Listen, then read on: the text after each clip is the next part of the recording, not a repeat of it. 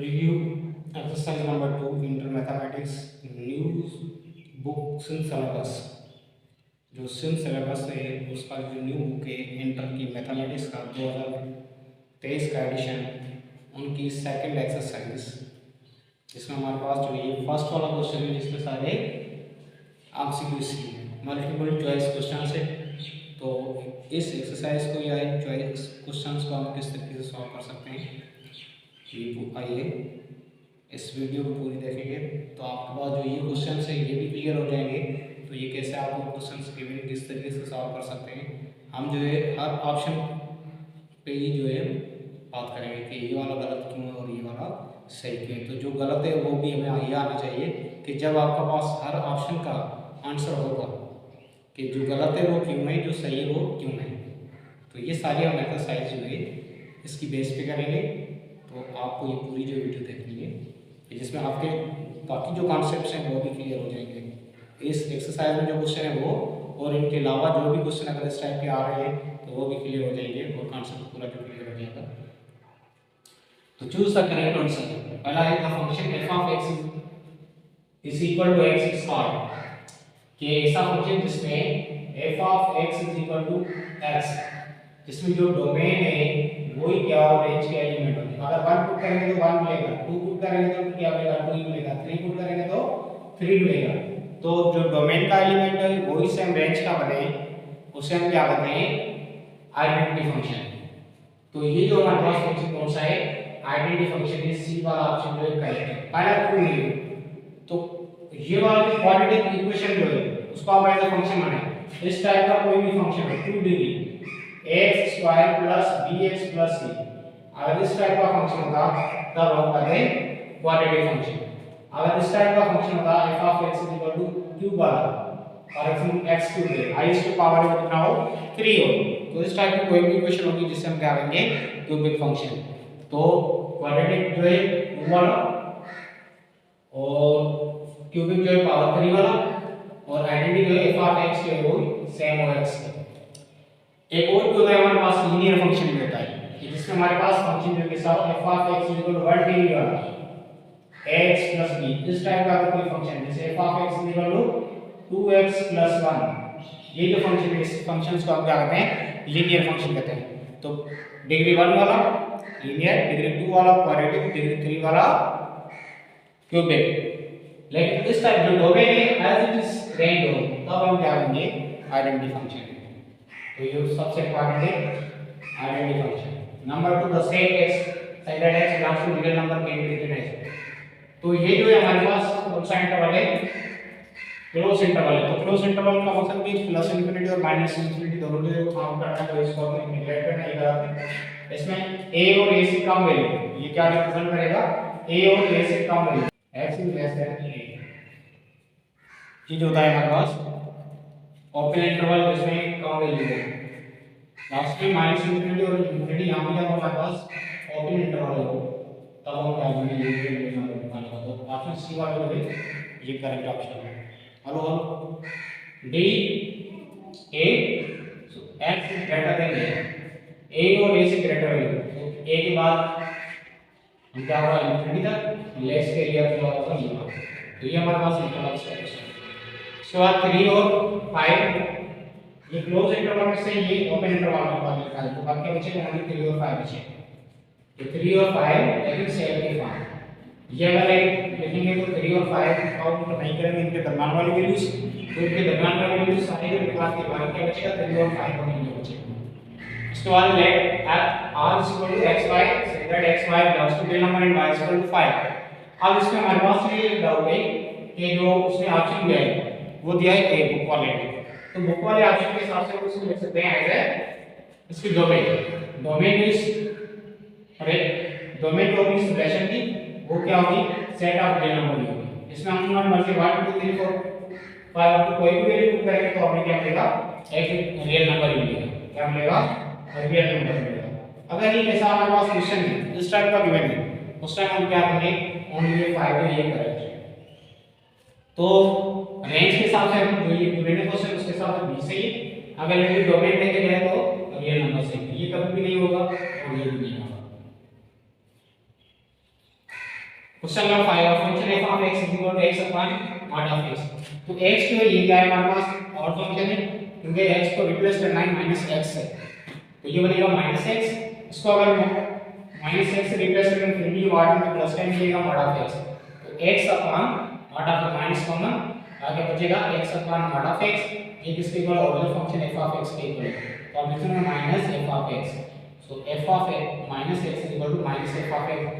इस फंक्शन को हम क्या कहते हैं, ऑड फंक्शन कहते हैं। तो ये इसका कौन सा होगा, ऑड फंक्शन। ये वाला a वाला सही है।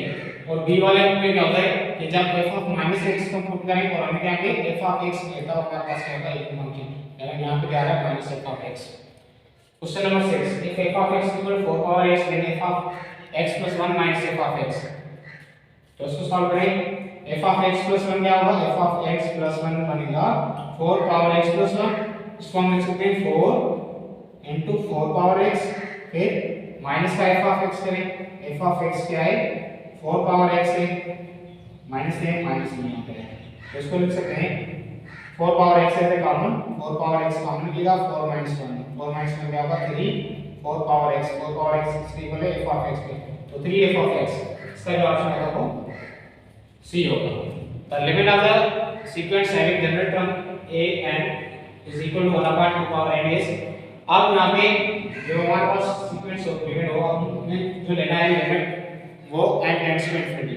अगर n टेंड्स टू इंफिनिटी यहाँ पे रखना चाहिए तो क्या बनेगा 1 upon 2 power infinity, 1 upon 2 power infinity। किसी भी नंबर के ऊपर भी पावर इंफिनिटी को किसी बोले इंफिनिटी की, तो 1 upon infinity किसी बोला जाएगा 0। तो ये वाला ऑप्शन भी करेक्ट है। Number 8 limit x tends to infinity sin x upon x।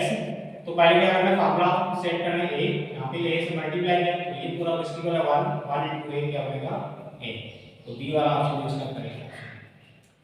उसके बाद x² - 9 divide by x - 3 limit x tends to 0 directly put करें तो इंफिनिटी अपॉन इंफिनिटी आएगा 1 - 9 0 0 upon 0 मींस 0 upon 0 जो है हमारे पास इंडिटरमिनेट फॉर्म है, इसको सॉल्व नहीं कर सकते। तो क्या करें फार्मूला अप्लाई करना है, फार्मूला हमारे पास होता है कि x power n minus a power n upon x minus a, ये वाला सेम यहां पे अप्लाई हो रहा है।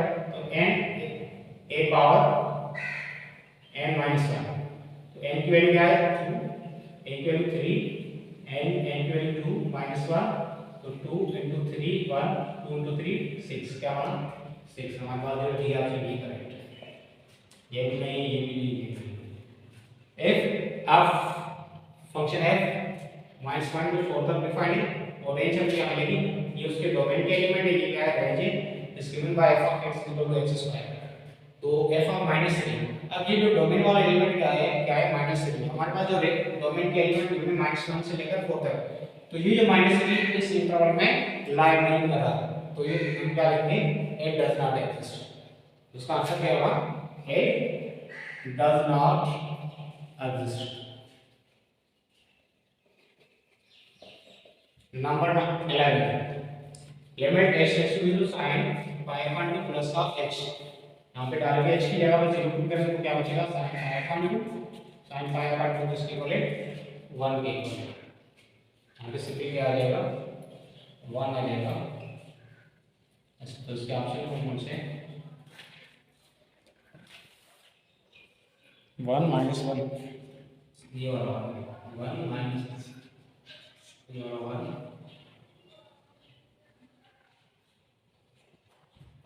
फर्स्ट वाला ऑप्शन ये करेक्ट ऑप्शन है। इसके बाद limit x tends to 0 e power -1 upon x। इसमें वैल्यू पुट कर डालेंगे e पावर -1 अपॉन 0 -1 अपॉन 0 किसके इक्वल e पावर 1 अपॉन 0 जगह इंफिनिटी, तो 1 upon e power infinity 1 upon e power infinity infinity 1 upon infinity 0 0। तो इसका ऑप्शन कौन सा सही है a। if limit option to C f of x exist if only element कब एग्जिस्ट करेगी कि जब इसकी lower limit, so limit x tends to c plus means left hand limit is equal to right hand limit, तो right hand limit is equal to left hand limit के होगा तब जो ये एग्जिस्ट करेगा। So number 14 limit n tends to infinity 1 plus 1 upon n whole power minus n upon n।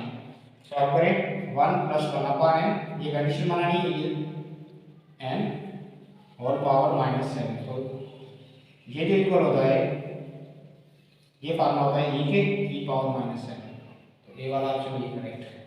The limit of the sequence 1 pi power -1 pi power -2, तो पाई power 0 पाई power -1 पाई power -2 पाई power -3 अब तो कहाँ तक जाना है, पाई पावर -n तक।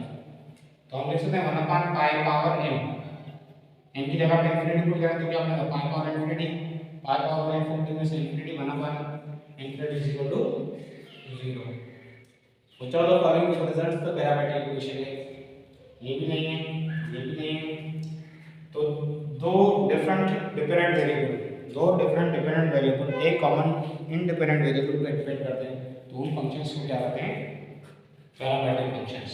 तो ये जो है x एक डिपेंडेंट वेरिएबल जो कि t पे डिपेंड कर रहा है, ये y जो दूसरा डिपेंडेंट वेरिएबल है ये भी t पे डिपेंड कर रहा है। ये इन कॉमन इंडिपेंडेंट वेरिएबल को क्या कहेंगे, पैरामीटर्स।